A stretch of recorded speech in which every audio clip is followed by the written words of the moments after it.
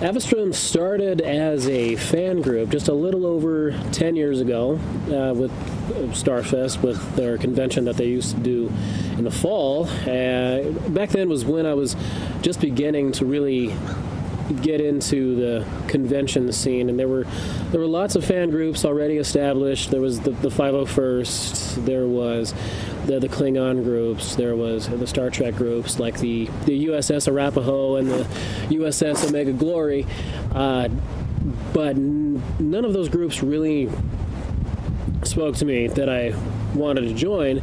And this was about the time that Harry Potter was just about to become huge. It was already a really popular book series, but the movies were just about to come out. And I'd seen fan clubs, and I wondered how you went about starting one. So I sent an email to the directors and to Susan, she's in charge of all the fan groups and activities and whatnot, and asked them about how you started a fan group. And they said, well, we can give you a table, but the trade-off is you have to provide something for the convention to add to the overall experience. And they asked what I was interested in doing, and I told them about doing a Harry Potter group, and they actually were reluctant at first. They didn't know if Harry would fit in very well with the convention scene. Bear in mind, 10 years ago, the landscape of the convention scene was a lot different. There was, of course, Star Trek was the one that started the whole thing. Star Wars was big, and they had just started to really bring in other things. There was Xena and Hercules, and then Buffy. They had some stars from that show and whatnot, but they didn't know if Harry would really be a draw for people. But they decided to give us a shot, and so that's it. When it fell to an old friend of mine from high school, his name is Timothy Fisher, and we sat down and tried to figure out what we would do to try to bring any kind of a Harry Potter experience to their convention. And so what we decided to try to do was a sorting ceremony. And we figured it would work very well for how we were constructing the fan group, Hogwarts America. I actually wanted to model our fan group off of how the Star Trek group does. The USS Arapaho and Omega Glory, they have it structured like a ship, where you have the leader of the group is the captain, and they have all the respective other ranks, lieutenants, commanders, medical, engineering, the whole deal. So I thought we could do something similar with Hogwarts America, where we could have all the different heads of the houses, and when we get together and have parties and whatnot, people could dress in whatever house they were sorted into. So figured it was a good way to start off the fan group to have a sorting. So they gave us one of the rooms to do the sorting ceremony, and they gave us an hour to do the sorting. It was very simple. We had the sorting hat, we had the little chair, and we had a microphone with one of us behind it talking for it when they would come up and be sorted. So they gave us an hour, and it ended up taking well over 2, because a few hundred people showed up to be sorted. It was huge. They were shocked at the outcome. So in a way to boast ourselves, I think we did a lot to open up the eyes of at least the local convention scene that the Harry Potter fans were here, and they're here to stay. And so things started to progress over the next couple of years. We came back, we did a sorting ceremony the next year, but they also gave us another panel time.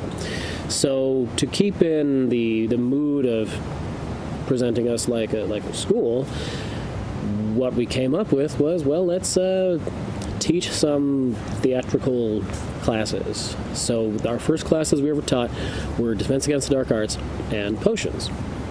And this was the first year that Starfest was at the Marriott, and they gave us a room that was at the seating capacity. It's over by the mezzanine. Seating capacity is about 68, and over 100 people showed up for defense class.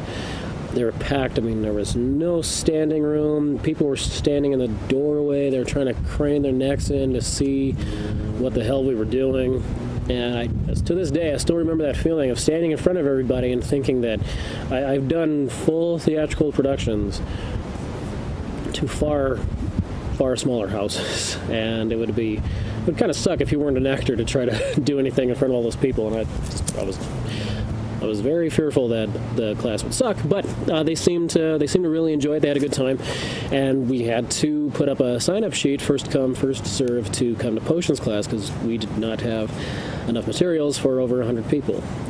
So again, that was our format for a couple of years until at Starfest we were approached by another convention named Opus. They came up and they asked if we would ever want to do anything more with our show. Well, it wasn't a show at that point. And said, yeah, absolutely, we'd love to. And they said, great, well, we can give you the venue to do that. You can do a whole weekend of classes. You can do your sorting. Have the whole deal. Awesome. That sounds exciting. When is your convention? Well, it's in 2 weeks. So that caused a little bit of panic. But thankfully, by that point, I had met everybody from the production of Robin Hood at the Aurora Community College. That is where met Tyler and Sachko and Josh and Chad and Adam, and that is the year that they started to show up. And so Tyler he sat with me, and him and I hammered out what we were going to do over that weekend, that first year at Opus. And we had a few classes. We had defense class, we had care of magical creatures, arithmancy, and we had our first charms class. And it was him and I doing all the teaching at that point. And Josh and Sachko, they showed up as Lucius and Narcissa Malfoy, and they gave a big hand throughout the weekend. The weekend was a huge success. It was very popular, so they said, hey, let's do this again next year. Great. But at that point, all of this was coming out of pocket, and we were going to have to start charging tickets to at least just cover for materials. But that is where the copyrights came into play, because the name of the show itself was Hogwarts America. And we were smart about it, and we contacted the lawyers in the Harry Potter division of Warner Brothers, told them exactly what we were planning on doing, and they got back to us and they said, it's great, that's a great idea, just you can't sell anything that has our trademarks or copyrights. And so that threw the name Hogwarts America straight out the window. But that is when we had to all sit down and put our heads together, both metaphorically and realistically, putting our thoughts together around the little dining room table to see about this brand new school, this new idea. That's where we had to come up with new school names, our own houses, and that's an entirely different story all by itself. Not Avistrum itself, but the idea behind Avistrum started out before I was there. It was a group of people. It started with, there was Brian and Tyler, and there this core group of people who started off just as Harry Potter fans. It was a table at a con is really what it started out to be.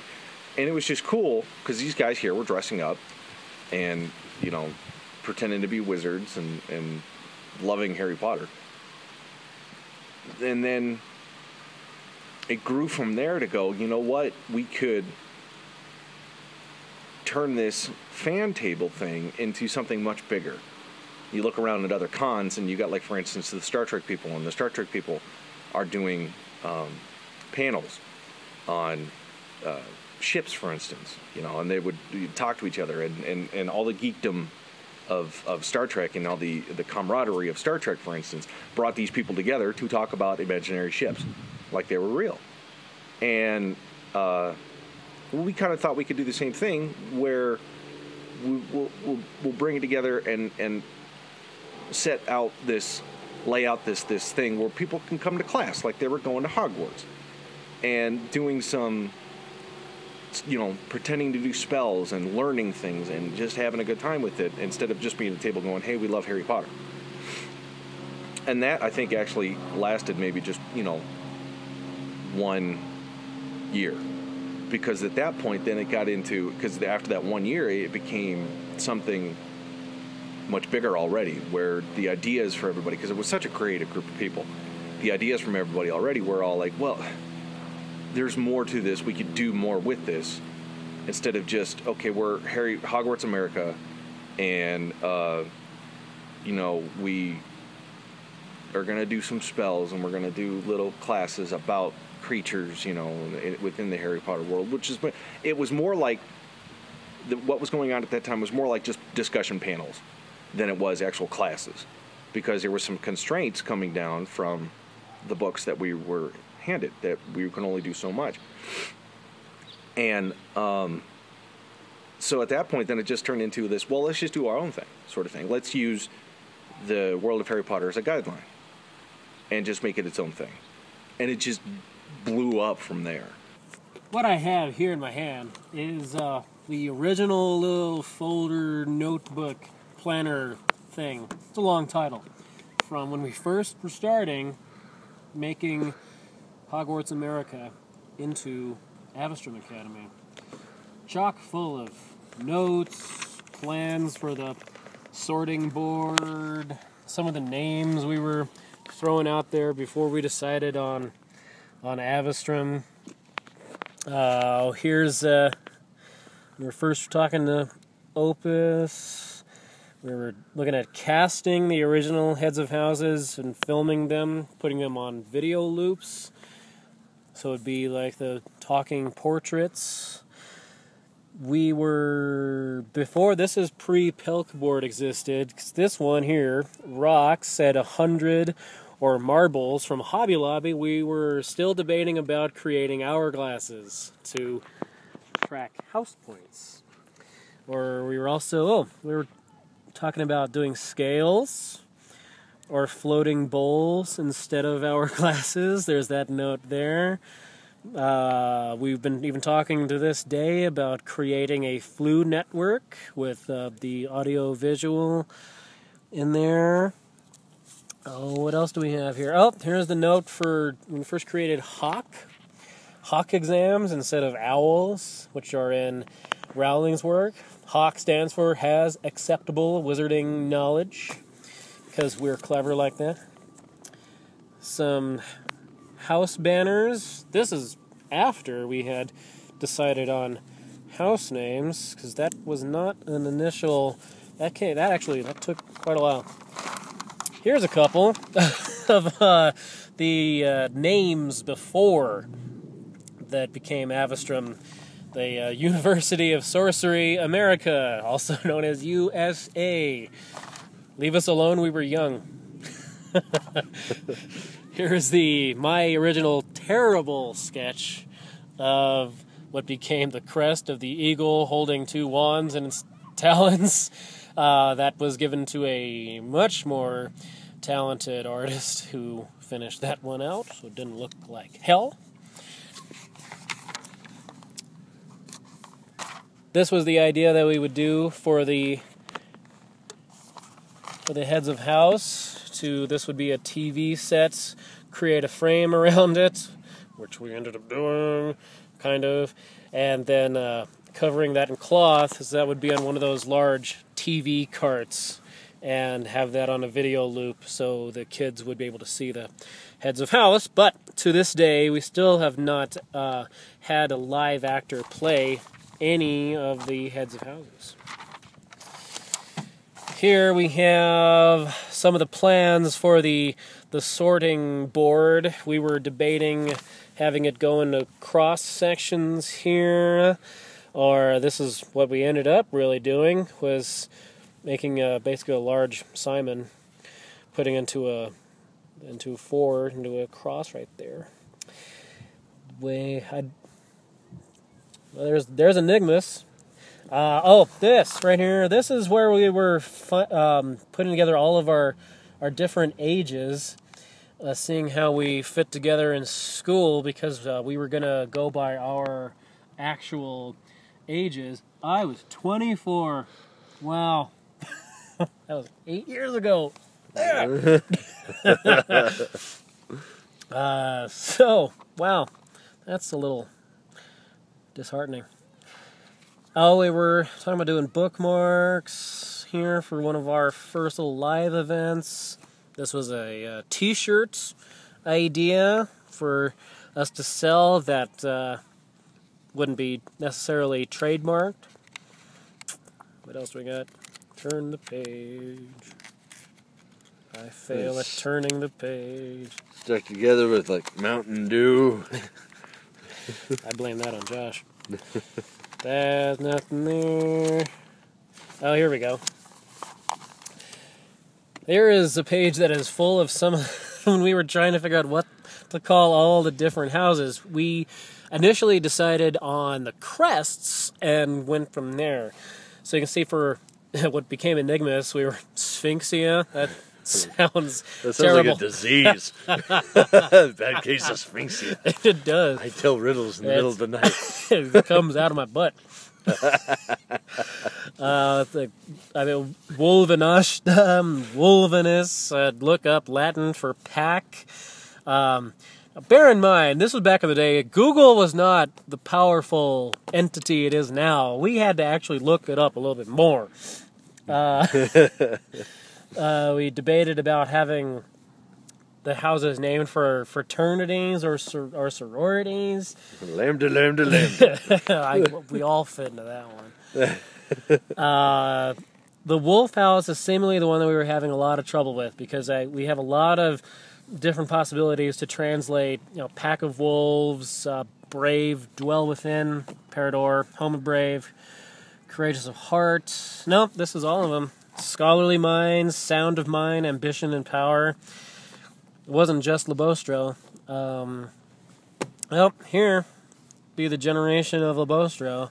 We have Latin for wolf, lupus, Indian word, waya, and then Spanish was lobo. So there, you see the birth of Labostro right there. Yeah. Because we ended up combining two Spanish words, lobo, wolf, and then nosotros, meaning us. So it's together becomes us wolves. And here we were messing around with cartouches. And this is everybody's name. And I made Clark's. Everybody started creating characters. Everybody started creating classes. Everybody started sitting down and working out houses and sorting. And it turned into, we made this own, we used JK Rowling's world as kind of a roadmap to create our own world, and it just blew up from there. It was just, and I mean, it's grown into much more than I probably at the time could ever have imagined. It was exciting in the beginning, but it just keeps getting more and more exciting because we keep doing new things, and it's just great.